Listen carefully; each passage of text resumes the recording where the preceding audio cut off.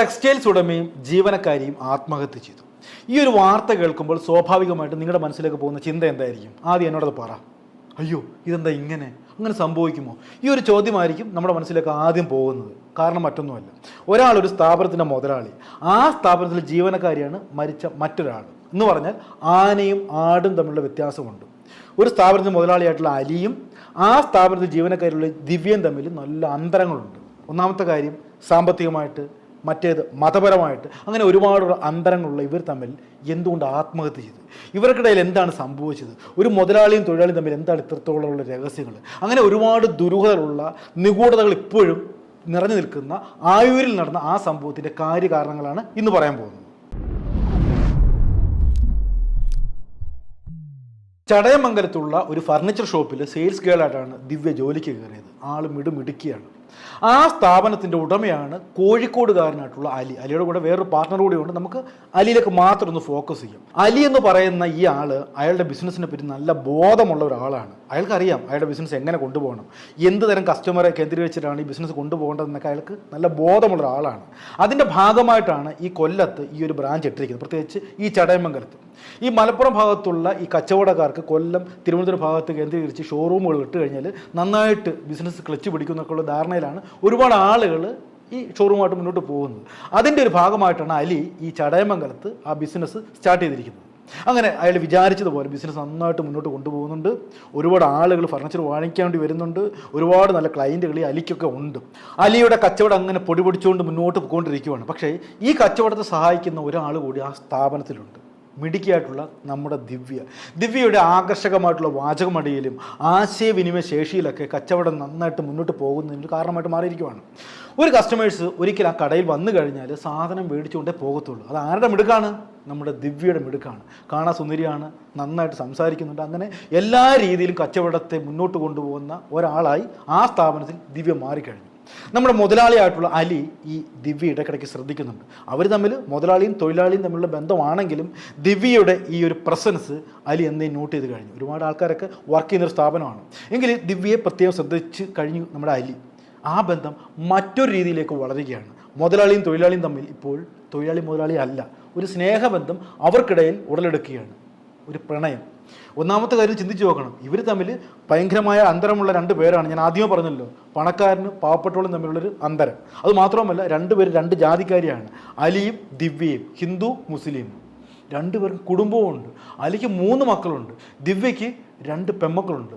10ലും 4ലും പഠിക്കുന്ന 2 പെൺമക്കളുണ്ട്. അത് മാത്രമല്ല, ദിവ്യയുടെ ഭർത്താവ് എന്ന് പറയുന്നത് ഒരു അയ്യോ പാവം കേസ് കെട്ടാണ്. ഒരു പാവപ്പെട്ട മനുഷ്യനാണ്. ഒരു ചെടി നഴ്സറിയിൽ ജോലി ചെയ്യുന്ന ഒരു സാധാരണപ്പെട്ട മനുഷ്യനാണ്. അയാൾക്ക് ലോകത്തെപ്പറ്റി വലിയ ബോധമോ അല്ലെങ്കിൽ വലിയ അറിവോ ഇല്ലാത്ത ഒരു സാധാരണപ്പെട്ട മനുഷ്യനാണ്. അവരെല്ലാം അവഗണിച്ചുകൊണ്ട്, അവരെല്ലാം പറ്റിച്ചുകൊണ്ട് ഇവർ തമ്മിലുള്ള പ്രണയം അങ്ങനെ പൊടി പൊടിച്ച് മുന്നോട്ട് കൊണ്ടുപോവുകയാണ്. ഇതിനിടയ്ക്ക് അലിക്ക് ഒരു ആഗ്രഹം, ഒരു ഷോപ്പ് കൂടി തുടങ്ങണം. അത് ഫർണിച്ചർ ഷോപ്പ് ആവാൻ പാടില്ല, വേറെ ഏതെങ്കിലും ബിസിനസ്. അങ്ങനെ അയാളുടെ ചിന്ത പോയത് ടെക്സ്റ്റൈൽസ് ബിസിനസ്സാണ്. അതാകുമ്പോൾ ഒരുപാട് ലാഭം കൊയ്യാം. ഈ ഒരു ആശയം ദിവ്യയുമായിട്ട് അലി പങ്കുവയ്ക്കുകയാണ്. ദിവ്യയാണെങ്കിൽ ഫുൾ സപ്പോർട്ട്.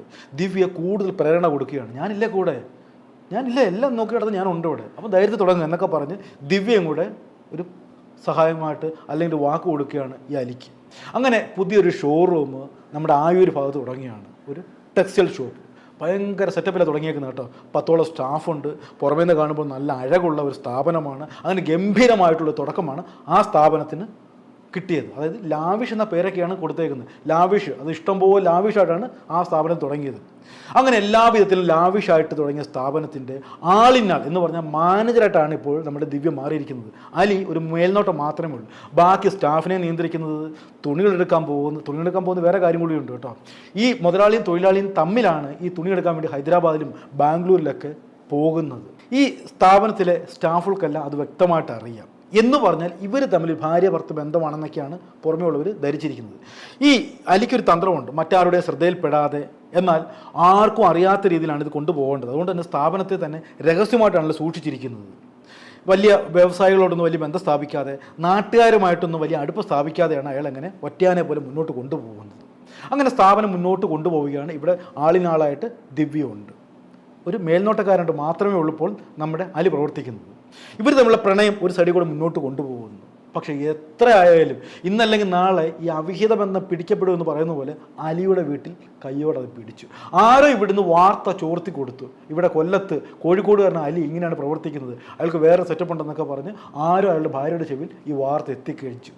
അറിയാലോ പിന്നുള്ള പുകില്, ഭാര്യ കലിപ്പായി, അയാളുടെ മനസ്സമാധാനം അതോടെ പോയി. അയാൾക്കിപ്പോൾ ബിസിനസ്സിലൊന്നും ശ്രദ്ധിക്കാൻ പറ്റുന്നില്ല.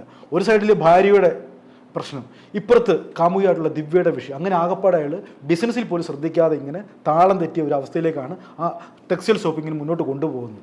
അങ്ങനെ 10 സ്റ്റാഫ് ഇപ്പോൾ എണ്ണം കുറഞ്ഞ് 5ആയി, അങ്ങനെ 4ആയി, അങ്ങനെ എണ്ണം കുറഞ്ഞു ആകപ്പാടെ ഒരു വല്ലാത്ത അവസ്ഥയിലേക്ക് ആ സ്ഥാപനം പൊയ്ക്കൊണ്ടിരിക്കുകയാണ്.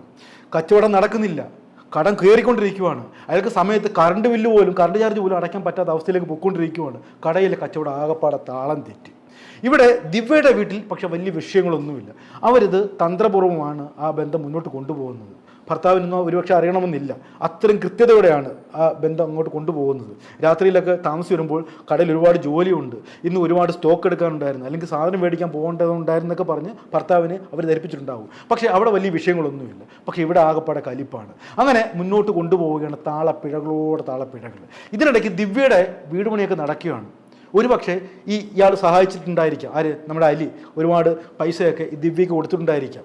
ഈ സാധാരണക്കാരിയായിട്ടുള്ള ഒരു സെയിൽസ് ഗേളായിട്ട് വന്ന അല്ലെങ്കിൽ മാനേജറായിട്ട് നിൽക്കുന്ന ഒരാൾക്ക് ഇത്രത്തോളം പൈസ എവിടെ നിന്ന് കിട്ടി, അല്ലെ, അതൊരു ചോദ്യമാണ്. ഒരു പക്ഷേ ഈ അലി സഹായിച്ചിട്ടുണ്ടാവാം. അങ്ങനെ ആ സഹായത്തോടെ വീട് പണി നടന്നുകൊണ്ടിരിക്കുകയാണ്. ഇവിടെ ഇയാളുടെ ജീവിതം ആകപ്പാടെ താളം തെറ്റിയിരിക്കുകയാണ്. ബിസിനസ് തകർന്നു, ഫാമിലി ലൈഫും തകർന്നു.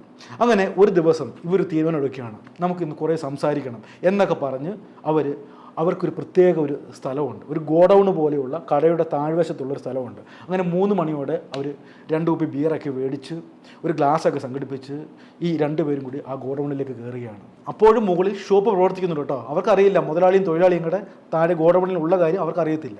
2 പേരും ആ ബിയറൊക്കെ അടിച്ച് നന്നായിട്ട് ഫിറ്റൊക്കെ ആയി. ഇനി അവിടെ നടന്ന കാര്യം അവർക്ക് മാത്രമേ അറിയത്തുള്ളൂ കേട്ടോ.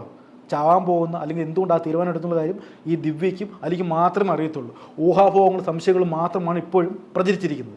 യഥാർത്ഥത്തിൽ എൻ്റെ ഒരു ദൃഷ്ടി അല്ലെങ്കിൽ പൊതുവെ പറഞ്ഞു കേൾക്കുന്നത് 2 കാര്യത്തിനാണ് അവർ വഴക്കുണ്ടാക്കിയിരിക്കുന്നത്. ഒന്നാമത്തെ കാര്യം, അലിയുടെ ബിസിനസ് ആകെ തകർന്നു, അയാളുടെ കുടുംബം തകർന്നു. അയാൾക്കിപ്പോൾ കോഴിക്കോട് പോലും ചെല്ലാനൊക്കാത്ത അവസ്ഥയിലേക്ക് മാറിക്കഴിഞ്ഞു. അയാളിപ്പോൾ പലപ്പോഴും ഒളിവിലാണ് കഴിയുന്നത്. നാട്ടിൽ കണ്ടു കഴിഞ്ഞാൽ ഭാര്യയും മക്കളും ആകപ്പാടെ വിഷയമാണ്. നാട്ടുകാർ പോലും അയാളെ ഒരു വല്ലാത്ത കണ്ണോടാണ് ഈ അലിയെ കാണുന്നത്. അതുകൊണ്ട് തന്നെ അയാൾ മാനസികമായിട്ട് ആകെ തകർന്നു. ഇനി ഈ ബന്ധം അയാൾക്ക് മുന്നോട്ട് കൊണ്ടുപോകാൻ താല്പര്യമില്ല. കല്യാണം കഴിക്കാൻ പറ്റത്തില്ലല്ലോ, കാരണം അയാൾക്ക് ഫാമിലിയുണ്ട്, 3 മക്കളും ഉണ്ട്. അതുകൊണ്ട് ആ രീതിയിലൊക്കെ ഈ ദിവ്യയെ പറഞ്ഞ് മനസ്സിലാക്കിയിരിക്കുകയാണ്. ദിവ്യ അമ്പനും വില്ലും അടുക്കുന്നില്ല. കാരണം 3-4 വർഷമായിട്ട് അവർ തമ്മിൽ ഭാര്യ ഭർത്താക്കന്മാരെ പോലെ ജീവിക്കുകയാണ്. ഒരിക്കലും അലിയെ വിട്ടുകൊടുക്കാൻ ദിവ്യയുടെ മനസ്സ് അനുവദിക്കുന്നില്ല. അതുകൊണ്ട് തന്നെ കർശനമായിട്ട് ദിവ്യ എതിർത്ത് കാണും. എനിക്ക് താങ്കളെ വിട്ടുപോകാൻ മനസ്സില്ല, താങ്കളുടെ ഒപ്പമായി എനിക്ക് ജീവിക്കാൻ പറ്റൂ എന്നുള്ള നിലപാടിലായിരിക്കാം ദിവ്യ ആ തീരുമാനം എടുത്തത്. അതിനെ ചൊല്ലി ആകപ്പാടെ ആ റൂമിൽ നല്ല വഴക്ക് നടക്കുകയാണ്. അവിടെ ഗ്ലാസ്സൊക്കെ തല്ലി പൊട്ടിച്ചതിൻ്റെയും കസേരയൊക്കെ തല്ലി പൊട്ടിച്ചതിൻ്റെയൊക്കെ അവശിഷ്ടങ്ങളൊക്കെ ഉണ്ട്. അതുകൊണ്ട് നല്ല രീതിയിൽ വഴക്ക് നടന്നു. ഒടുവിൽ അവർ തീരുമാനത്തിലെത്തുകയാണ്. എന്തായാലും ആകപ്പാട് നാശ കോടാലിയായി, നിനക്ക് നാട്ടിൽ ഇറങ്ങാനൊക്കത്തില്ല, സ്റ്റാഫുകളുടെ മുമ്പിൽ നാണം കിട്ടു, എന്തായാലും നിനക്കും എനിക്ക് സ്വസ്ഥമായിട്ട് ജീവിക്കാൻ ഒക്കത്തില്ല. ഇനി ഒറ്റ മാർഗ്ഗമേ ഉള്ളൂ. എല്ലാ മണ്ടന്മാരും എല്ലാ മണ്ട ശിരോമണികളും എടുക്കുന്ന ആ തീരുമാനം ആ മുതലാളിയും തൊഴിലാളിയും ആ കുടിസ് റൂമിൽ വെച്ച് എടുക്കുകയാണ്. ആത്മഹത്യ. അങ്ങനെ തൊട്ടപ്പുറത്തെ ഫാനിൽ നമ്മുടെ മുതലാളി തൂങ്ങുന്നു, ഇപ്പുറത്തെ ഫാനിൽ തൊഴിലാളിയും തൂങ്ങുന്നു. കഥം ഹോദാഹെ. അങ്ങനെ ആ രാത്രി മുഴുവൻ മൃതശരീരം തൂങ്ങിയാടി. പിറ്റേന്ന് രാവിലെ സ്റ്റാഫ് വന്ന് തുറക്കുന്നു, മുതലാളിയും കാണുന്നില്ല, ആരെയും കാണുന്നില്ല. തട്ടി വിളിക്കുന്നു, ദേ ആ കാഴ്ച കാണുന്നു, ഭീകരമായിട്ടുള്ള കാഴ്ച. ഒരു ഗോഡൗണിൽ മുതലാളിയും തൊഴിലാളിയും തൂങ്ങി മരിച്ചു കിടക്കുന്ന ഭീകരമായിട്ടുള്ള കാഴ്ച. ഒന്ന് ആലോചിച്ച് നോക്കിയേ, എന്തുമാത്രം ബുദ്ധിശൂന്യതയാണ് ഈ അലിയും ദിവ്യയും കാണിച്ചു കൂട്ടിയത്. അവർക്ക് ജീവിക്കാൻ ഒരുപാട് മാർഗമുണ്ടായിരുന്നു. ദിവ്യയുടെ കുടുംബം നല്ലൊരു കുടുംബമാണ്, അയാളൊരു പാവപ്പെട്ട മനുഷ്യനാണ്. 2 പാവം പെൺകുട്ടികളുണ്ട്. അവരെ ഒന്നും ഓർക്കാതെയാണ് ഈ ഒരു ബുദ്ധിമോശം കാണിച്ചത്. അക്ഷരാർത്ഥത്തിൽ ചോദ്യചിഹ്നമായി മാറിയത് ആ പെൺകുട്ടികളുടെ ജീവിതമാണ്. ഇനി അലിയുടെ ജീവിതം, അയാളുടെ വ്യവസായ പ്രമുഖനാണ്. നാട്ടിലും അല്ലെങ്കിൽ അയാൾ താമസിക്കുന്ന കോഴിക്കോടും ഈ പറഞ്ഞ കൊല്ലത്തൊക്കെ നല്ല പിടിപാടുള്ള ആളാണ്. അയാൾക്ക് ബിസിനസ് നന്നായിട്ട് കൊണ്ടുപോകാൻ പറ്റുമായിരുന്നു. ഈ ഒരു ചെറിയൊരു ചാബല്യത്തിൽ അയാൾ വീണ് കഴിഞ്ഞു. സ്ത്രീയുടെ ആ ഒരു വാക്കിൽ അല്ലെങ്കിൽ ആ ഒരു ബലഹീനതയിൽ അയാളുടെ ബിസിനസ്സും പോയി, ജീവിതവും പോയി. അയാളുടെ 3 മക്കളുടെ അവസ്ഥ, ആ കുടുംബത്തിൻ്റെ ഒരു തീരാ കണ്ണീര്. എല്ലാത്തിനും കാരണം എന്താ? ആ വിഹിത ബന്ധം. അതാണ് എല്ലാ അവിഹിത ബന്ധത്തിൻ്റെയും ക്ലൈമാക്സ് ഇത് തന്നെയാണെന്നേ. അവസാനം കുറ്റവും അല്ലെങ്കിൽ ദുരന്തം മാത്രമേ ഇതിൻ്റെ അവസാനം നമുക്ക് കിട്ടത്തുള്ളൂ. അതുകൊണ്ട് ഇത്തരത്തിലുള്ള ബുദ്ധിശൂന്യതയിൽ നിന്നും പോയി ആരും ചാടി സ്വന്തം ജീവിതം കളഞ്ഞു കുളിക്കല്ലേ എന്ന് വീണ്ടും വീണ്ടും ഓർമ്മിപ്പിച്ചുകൊണ്ട് അവസാനിപ്പിക്കുന്നു. നന്ദി, നമസ്കാരം.